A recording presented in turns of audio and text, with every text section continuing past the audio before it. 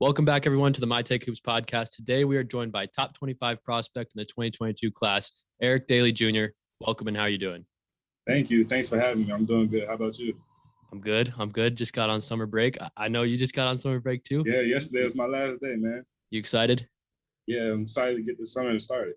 Yeah. So what have you been doing? It's currently late May. Season's been over for a couple months, so update me a little bit on what you've been doing. So since Geico, I've just been training. So every day I've been waking up around, 7:30, again, working with my assistant coach. And we just been grinding in the lab and, just working on my body, working on different moves and just adding to my bag. That's all we've been doing. So awesome. Great to hear. But before we really get into it, I want to say congratulations on a great season. You're playing at IMG Academy. The schedule has to be demanding. So congratulations on a great season. I know you had some great individual performances, and we'll get into that in a bit, but I just did want to congratulate you on that. Thank you. Appreciate it. Yeah. So speaking of this year, how do you feel about this season in specific, your overall play, your junior year in general? I believe you led the team in scoring and second in assists, so I imagine you can be pretty pleased with that. Yeah. So this year is an interesting year because of COVID for the most part. A lot of tournaments that our team wanted to play in, like City of Palms and Hoop Hall, those tournaments like that, we couldn't play in. So we had to adjust our schedule a little bit. And I think that was pretty much the toughest part. We couldn't get the same exposure we did the year before when playing in all those big events. But I was proud of my team, and we fought through adversity. We had games canceled because of COVID, and we couldn't go to certain places because of COVID as well. So, I mean, for us to stay locked in, not knowing when we'll have a next game, I was like, we just stayed in the mindset, like, just stay prepared for whatever happens. So I'm proud of my team for doing that. Okay. I was going to ask, how did COVID really affect you? Yeah. How did it affect you as a student? Because I know, like, you're a student athlete. You got to balance both of that. Yeah, as a student, I mean, we actually had in-person classes. So Okay. It was like, it wasn't bad. I mean, other than the desks being 6 feet apart and, had to wear your mask, but that's just small adjustments we made. But other than that, everything was pretty much normal. Okay. Well, that's pretty good. Yeah. So talk to me about life at IMG Academy. I know a lot of people have seen the YouTube videos and seen all the crazy facilities, but as someone that's been there for, how long have you been there? A few years, right? Some years. I've been there since 6th grade, actually. Oh, wow. So yeah, you've been here a while. So talk to me a little bit about the IMG Academy experience. So what y'all see on YouTube that's what it looks like, but the actual grind in there is different. It's rugged for sure. I mean, you got to be mentally strong to like take that type of work. So life at IMG, it's not normal. It's more like a college field. So we'll wake up around 7, and we'll have practice. We'll have weights at 9 or 8, depending on what's going on. Then we'll practice around 10 to 12. Then after that, we'll eat lunch and go to school at 1:20. And school is 1:20 to about 5:50. So just say school is 1:30 to 6. Then after that, we have individuals after school around 6:30, 7. Just work on your game. And it's like that every day. It sounds easy, but like the work we do, if y'all seen videos, I mean, that's just a little part of the work, but we have great coaches that push us to our limits. So having coaches that are pushing you hard, plus the work you're doing, and you're doing it consistently, like it wears out your body, but then you eventually get used to it. So that's crazy. That was nothing like my high school experience. No other high school experience like that. Yeah, exactly. That is crazy. I thought waking up at 6:30 and then going to school for 7 hours was exhausting. Man, preseason. We had workouts started at 7:15. We're in the weight room. And our coach used to have a rule that we had to be 10 minutes early to everything. So some of us would be there at 6:55, some would be there at 7. But if we was late, say we start at 7:15 and you get there at 7:12, it's over. We're running. So you're on time, but on time is late. So yeah. Oh my gosh. Yeah. There's something to be said for that. You're going to transition into college and even the professional game seamlessly. Like, because you've been doing this since you were in sixth grade. Like Yeah. preparedness is going to pay dividends in the long run. Yeah. But I was a freshman this year in college, and I don't think I woke up before 10 a.m. on many days. And so to hear you say that is like, I wouldn't last a week. Yeah.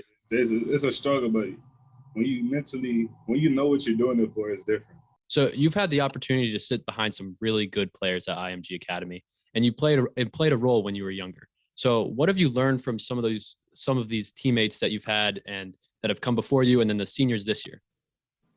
Just my teammates before, like Jaden Springer and Mark Williams, those guys, they taught me just to be a dog. They just give you 100% all the time. Like, never let up. You can't let up, because if you let up, then somebody else is working or somebody else is catching up to you. So if you just keep your foot on the gas, that's one of the big things. Then my seniors this year, like Tamar Bates, Musa, Ezra, Josh Ozaboy, they taught me that mindset, just staying consistent in the work you're doing, not being too low, not being too high in adversity, and, just keeping a great spirit. Tamar was one person that always did that. He was always a great spirit, and he kept the same energy every time he was on the court, whether it was good, whether he was doing good or doing bad. And Josh Ozaboy, he's always working. He always stayed in the gym day and night. You got to kick him out the gym, and I think that work ethic was something I took from him as well. So, I mean, you've got to be the competitiveness at IMG has to be insane because, right? So you have so much talent. You have so much talent year in and year out. So practices probably are super competitive. Yes, practices will get crazy sometimes just because everybody's going at it. Everybody's competing for the same thing. Everybody's competing for the spot. But we all doing each other to make each other better as well. So yeah. we gonna get after it before somebody else does on the other team. So it's better for me. We gonna get after it so we can do it to the next team we play. So that was our mindset. Make each other better. And you have to be that way because the NIBC is loaded, right? So you're only playing against future NBA players, really. Exactly. So next year is a huge year for you as an individual. You're going to get more touches and likely wake the nation up because you're going to have the keys to the program.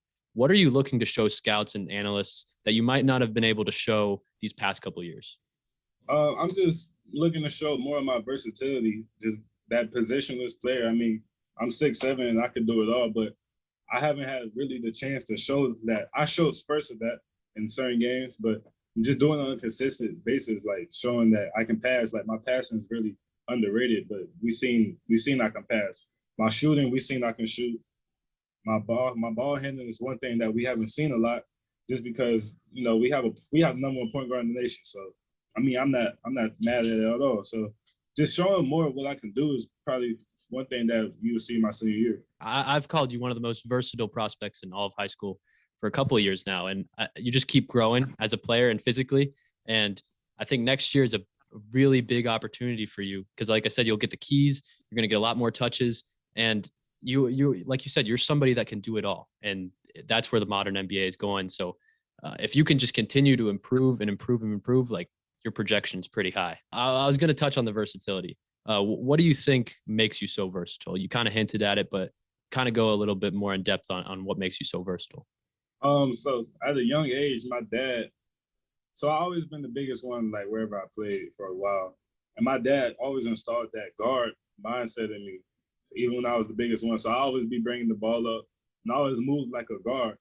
And he said he did that. So when I get bigger, I mean, we don't know how tall I'm going to be. Right now, I'm a solid 6'7", so we don't know how much taller I could be. But having those guard bases, like reading defenses, bringing the ball to the court, being comfortable with the ball in my hand at a young age, only prepared me for becoming that big guard that I am now. Yeah. And things that like make me so versatile is my court vision. I have great court vision. My ability to score, make plays, and I started. My defense has improved a lot since I was younger, and I'm starting to become a two-way player.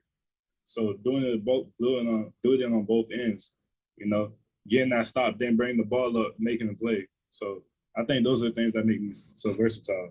And you see that a lot from NBA wings, some of the best NBA wings. Is there a player that you look to try and model your game after? I think I've kind of said that I kind of see some RJ Barrett in you, a little bit of Jeff Green. What's some things that, or who are some players that you kind of watch film on? I started watching Julius Randle. Okay. I started his game, and people always said I play like RJ and I'm built like him, and I've seen in his game. I try to mimic things that Jason Tatum do, like his dribble movements, the way he moves, because he's a big guard. And LeBron's IQ and his court vision, his playmaking ability, that's one thing that I watch a lot too. And Paul George is one of those two-way guys that plays defense and gets it done on the offensive side. So basically those group of big guards is people I look up to, just take little things from each person. Awesome. So I'm not sure very many people know this about you, but you played in Europe, specifically in Spain before. So kind of walk me through that timeline, because when was that? And then also what have you been able to bring from the European game to the game here? So in 8th grade was the first time I went to Spain. I played in 2 tournaments over there. I played with a U16 team. I was 14. And I played with a U21 team, which is like older guys. They was the pro team. So we played in 2 tournaments. It was basically just to get some exposure in Europe, just to see how the game is like, get a feel for the game over there. And the second time I went, I was 15 and I played U16. We got to play teams like Real Madrid. FC Barcelona was there, but we didn't get to play them. But just playing those big club teams, just seeing how the pace and how the style of game and how it is taught over there. And I think one of the things that I took from playing in Europe was just their mindset. They don't dribble the ball a lot because they're not athletic. Everything is basic, just pass, cut, move, one dribble, pass, It's a pure style of basketball. Exactly. It's not dribble mixtape. Oh, let me dunk at him, all that. It's actual basketball. And I think that style of play, the pace they played at, is something that took back over here. And it's been helping me ever since. So, well, that's great, because as athletic and versatile as you are, it could be easy for you to fall into just that dribble mixtape type of vibe. But if you learn that at a young age, like there's a lot of talent that comes out of high school that is on all these mixtapes and they don't really go anywhere, right? They fizzle out. Yeah. So if you can learn that at a young age to play the game the right way, to actually know the X and O's, you're going to be in the NBA, and you're going to be in the NBA for a long time. Exactly. So you're someone that doesn't play AAU basketball, correct? Yes, so sir. Talk to me about the rationale there, and then what's your off-season schedule look like? Because it's pretty unique, and I'm interested to hear this answer. I know other people are as well. Yeah. So the main reason I don't play AAU is just to get better. I mean, it's honestly, when you have what you have, like I have offers, so like it's no point in me going out there to prove something that I already have. And potentially, God willing, like people, I don't want to get hurt or playing games that don't mean nothing. So they mean something to other people because they're probably not in the same position I am. But I was blessed to be in a position to, like, I don't need to play those games, those extra games, to wear on my body for later on in my career, maybe. So I think that was one of the reasons, just those extra games that are not needed, and just work on my body and get better, because that's what the summer is for.